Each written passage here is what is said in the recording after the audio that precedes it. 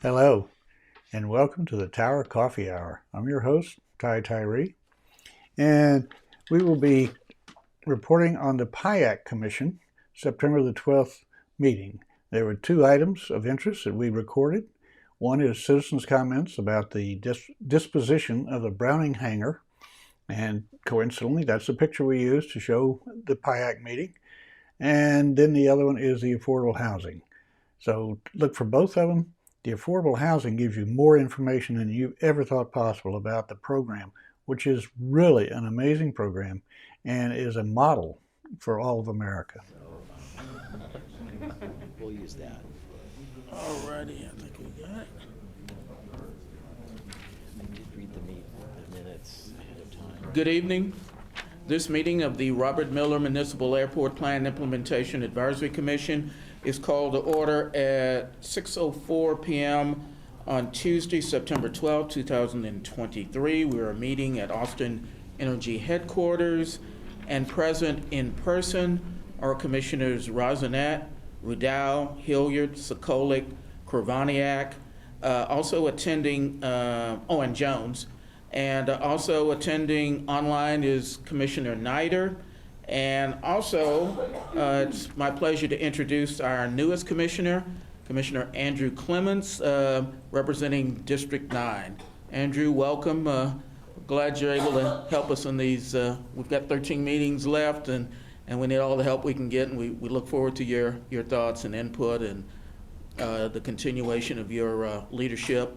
And the community is, some of you know, Andrew is very active with the Property Owners Association, the Neighborhood Association, and Thumbs up. yeah. And so I'm sure you'll be able to add your insight to the work of this commission over the next year. The first item on our agenda is public communications. This is an opportunity for anyone to provide up to 3 minutes of testimony on any topic related to the Mueller project that is not on today's agenda. And it's my understanding we have two people who are signed up to provide testimony. One of them, the second person, is Jeff Brown, who is calling us from Europe. And the first person is Ani Colt, and the vice chair will wave a sign when you get within 30 seconds and your 3 minutes is almost up. So, Ani, would you, we look forward to hearing your testimony.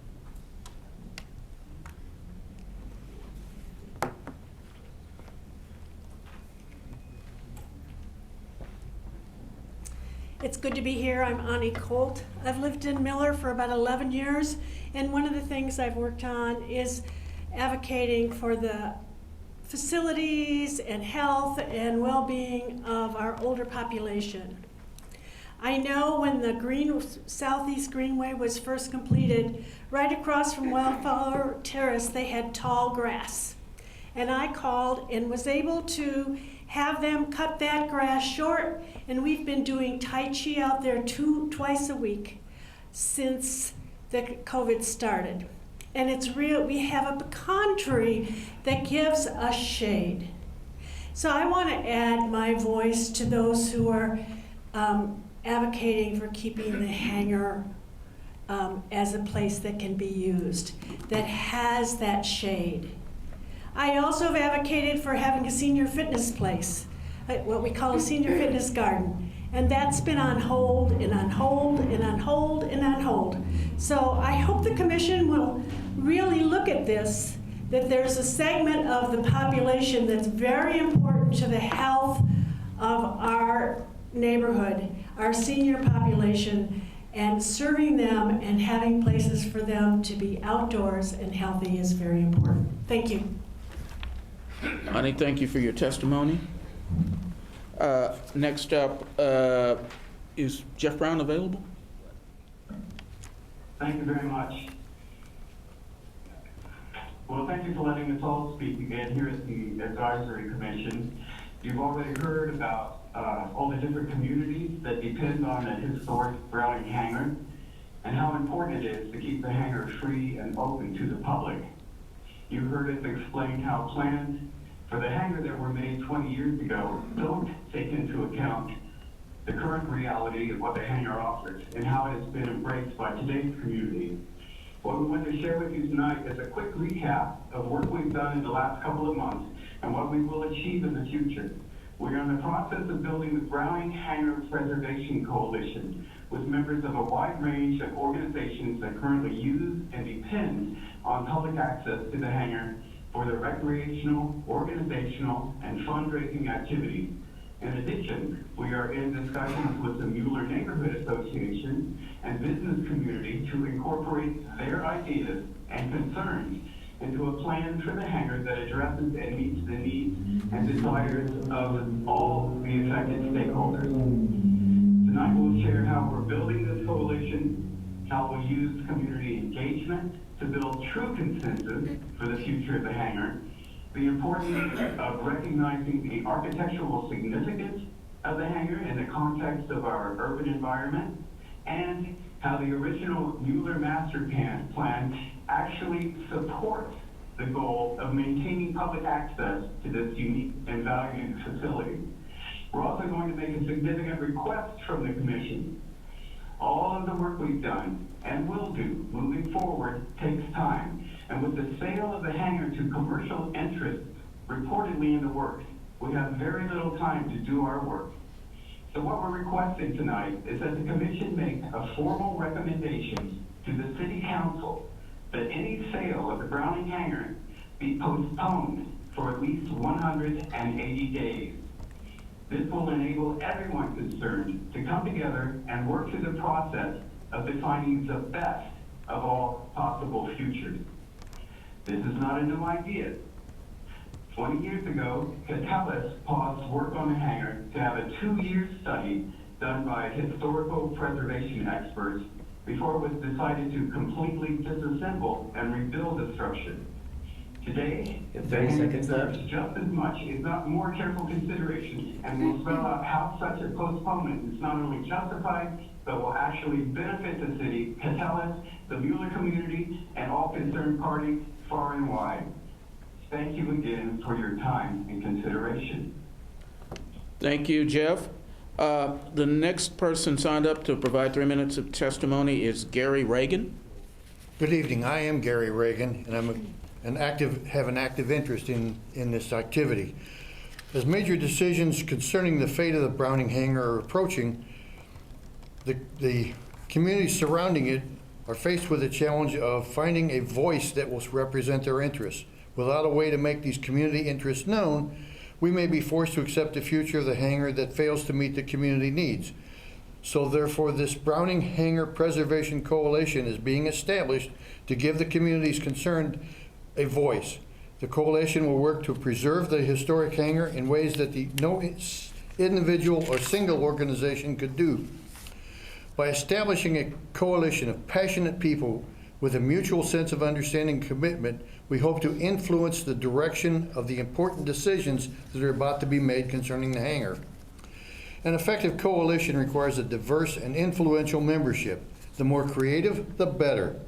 Part of that creativity will stem from the encouraging member organizations to commit to the goals of the hangar in their own ways.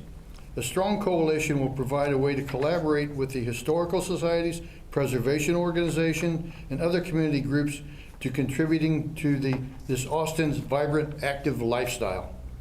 Our goals for the commission include, first and foremost, maintain the hangar as an open and free, publicly accessible facility available for use for the general community.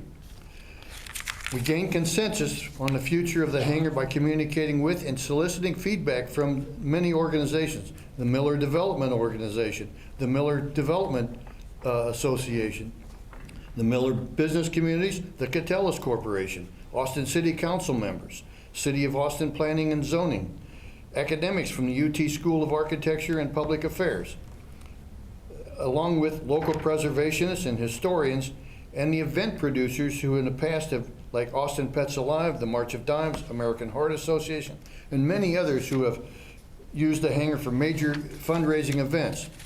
And finally, we want to explore options for the establishment of a long-term nonprofit entity to ensure the continued viability of the hangar as a resource to all. So our bottom line is, This coalition will ensure that the historic Browning Hangar remains a treasured icon for Austin. We hope you'll support us and recommend a moratorium on the sale as we work to provide information that the city needs to make an informed decision. Thank you. Thank you for your testimony. Next is Kathy Reagan. Good evening, and thank you for allowing us to come and speak with you today. When my husband retired, we were looking for something fun to do, you know? So we heard about this French game called pétanque, and we went out to the hangar one night to see what it was all about. So we were standing there by the fence, and people were playing, and a couple players came over to us, and they said, "You can't watch, you gotta come play." So that was 9 years ago. Today, many of those people are some of our closest friends. And that's what the hangar does. It brings people together, and we want to keep it continuing to do that. The recent controversy over the future of Zilker Park has shown that informal organizations with relatively simple plans can have powerful impact on public policy. The process starts with an informed citizenry. Sure, people know where the hangar is, but most don't know how many groups and individuals use it, that it's the only remaining structure of its kind in Texas, and that its future as a public space may be in jeopardy. And they certainly can't imagine what the loss of a wonderful community asset like this Austin icon would be. So we must grab their attention. We have to educate them so they can become engaged in the issues and champion solutions for keeping the Browning Hangar free and open to the public. As we look to expand our educational outreach, which we've already begun, we will utilize social media, Facebook, Twitter, Instagram, and Nextdoor, in-person gatherings to get out the word and to ascertain what's important to various groups, a dedicated website with links to resources and background information, options for subscribing to emails and newsletters, online polls and petitions. We'll do email campaigns, and we'll have both online and in-person signature gathering petitions, media outreach to local TV, radio, and newspapers, and fundraising concerts and educational fairs, including bands that regularly practice at the hangar. During this process, we'll continue to develop a bank of resources, including a YouTube channel with informational videos focusing on history of the hangar, architectural renderings of possible options for the hangar, and show how groups currently use the hangar. This work is already underway, but obviously building an informed and influential community to secure the future of the hangar for the good of the entire community will take some time. Let's postpone the sale of the hangar and learn what an involved populace thinks is the best path forward. Thank you for your attention. Thank you, Kathy. Next is Rashmi Greer. Hi, my name is Rashmi Gazre. When I came to Austin 4 years ago as a PhD in architecture student at UT, I studied historic preservation. I had heard about the unique spirit of this city, how it was a beacon in weirdness of all things. I did find many things that seemed weird, but then I also found things that seemed very familiar. So I played pétanque at the hangar on weekends. The space within the hangar instantly reminded me of Bryant Park, because I've lived and worked there for some years. And this was not because of any architectural similarities, but because it signified a welcoming public space that was rooted in the history of the city. It was accessible to a variety of people, including me, as I took a bus from my university over there. And it was democratic in its use of space. Everybody was invited in this open plan space with minimal design intervention. Given the work I do, it was also welcoming as a sign of old Austin, that old-timers I meet insist is all but disappearing. The Browning Hangar, although comparatively young in calendar years, forms part of those last signs of a unique Austin that is going by very fast, I was told. And I agree that not all change is bad. It can get us more opportunities and prosperity. It can solve long-standing problems in a society. But then they also warn us, and we've heard this often, don't fix something that is not broken. Amidst the overwhelming changes occurring in Austin, Browning Hangar is a space that visually, spatially, and as a historic structure acts as connective tissue for its citizens, old and new like me. When we talk of the importance of historic structures, we not only mean the material structure, the tangible aspects, but also the intangibles, as you can see here. The Browning Hangar exhibits all four of these. By association with its connection to the erstwhile Austin Airport, it represents the old Austin that is sadly disappearing in cookie-cutter neighborhoods. It is further a sign of continuity, of perpetuating cultural memory. It is connected to the identity of Mueller Park as a recognizable landmark, standing tall and welcoming in its height and open form. And finally, as to its value to the culture of Austin, it not only represents an open and democratic public space and elements that have been attributed to this city as well, but also elements that firmly root it as a beacon of comforting weirdness in our rapidly changing times. This space works just as it is now, and I hope it will remain that. Thank you. Thank you for your testimony. Next, Edward Vizier. Good evening. I'm Edward Vasquer. Good to see you folks all again.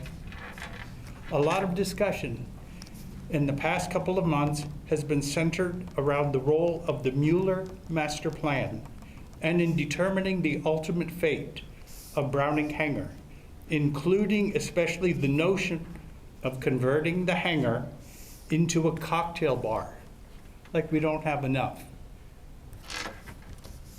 In our research, we've discovered information in the master plan that related exhibits, amendments, and subsections that actually indicate a public consensus at the time, has expressed in the master plan, was the hangar be maintained as a public facility. When the property was initially rezoned from airport to PUD, the hangar was included in open space and defined as a community facility.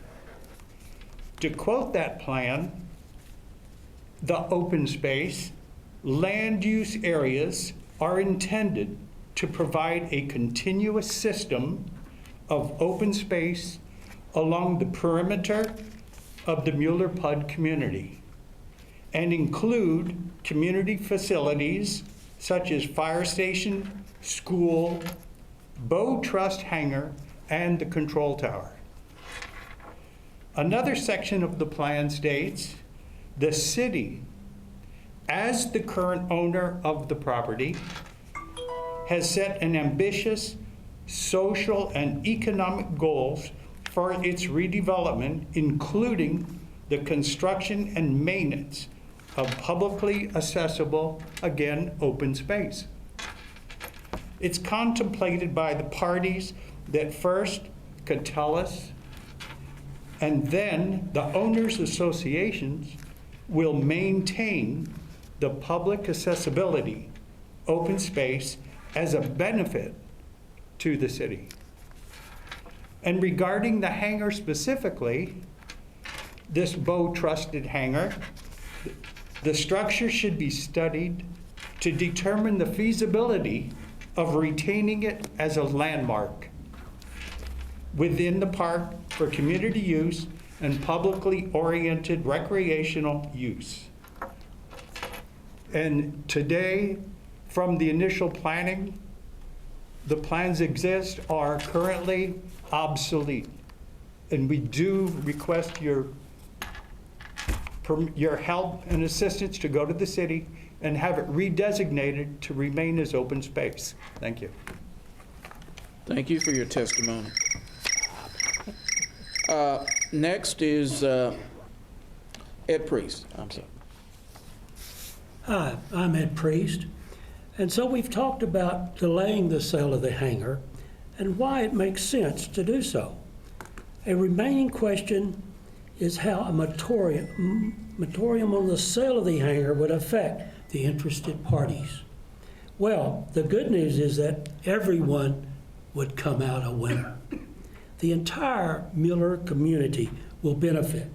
The Mueller Neighborhood Association, the Developer Association, and the broader business community, none of whom existed when the original master plan was enacted in 2004. Will be affected by whatever plans are eventually realized for the future of the hangar, and they deserve the opportunity to be heard on their preferred direction of the hangar use and development. Potential developers will benefit. No developer would ever choose to invest millions of dollars in a property to build a business that the surrounding community doesn't want. Any potential developer needs to be aware of the desires of the community on which they rely for their visibility and their business. That's simply not possible today. Delaying the sale would provide a clarity any developer would need before proceeding with their business plan. Catellus would benefit. Fairly or not, we live in a world that often asks the question, what have you done for me lately? The least positive of these possible outcomes would be for the 2 decades of stellar work to be clouded with negative judgments based on the final, unnecessary, controversial decision to complete the sale of the face of a united community opposition. Taking a moment to accurately gauge community temperament for this final, crucial phase of the Mueller development will only enhance the city and the public's assessment of all the good work done by Catellus since 2004. The city of Austin would benefit. Besides the fact that acting on the best interest of their constituencies and at the will of the people is the right thing to do, delivering a community consensus that the city council, before they make a final decision on the disposition of the hangar, will go miles towards preventing another debacle like we have just gone through with the Zucker vision plan. 100% guaranteed everybody on the dais wanted what's best for Austin and not what a single one of them wants to go for another long time. Brutal debate, pitting citizens one against another. And thank you for your time. Thank you for your testimony. Okay, Lee Newsom. Okay. So hi everyone, I'm Lee Newsom. It's good to see everybody again. I want to thank everyone who spoke tonight. It's a really nice job, everybody. We heard about the Browning Hangar Preservation Coalition and how we're working to build community and consensus. We heard about the cultural, architectural significance of the hangar in the context of a changing urban landscape. And we heard how the original master plan supports the idea of maintaining the hangar as a valuable public facility accessible to all. And finally, we heard about how a moratorium on a sale would benefit everyone involved. For all of these stakeholders, the right thing to do is to postpone the sale. Come together and find common ground. This is the last and arguably most impactful tract of the 20-year path of the development of Mueller. No other property is as visible or as representative of the neighborhood. As many have noted, Browning Hangar is very much the symbolic front door of the Mueller community. Whether you believe that front door should remain an open, welcoming space, publicly accessible to all, or a private business catering to a vastly smaller niche of the community, the ultimate decision deserves the validation that can only come from deliberation inclusive of all affected parties. Let's take the time to get it right for everyone. Please join us in recommending to the City Council that any sale be postponed for at least 180 days so we can all reach a consensus on the best possible path forward. As always, we're ready and available to continue this conversation at your convenience. Thank you for your time. Thank you for your testimony. That concludes the public communication section of the meeting. So that's the report on the Browning Hangar and the comments from the citizens. I thought it was great that somebody called in from France to make comments in the Mueller Commission. The hangar should be protected for the people of Austin, all of the people of Austin, not just a few that would come to a bar or a restaurant in this wonderful facility. So let's keep it public.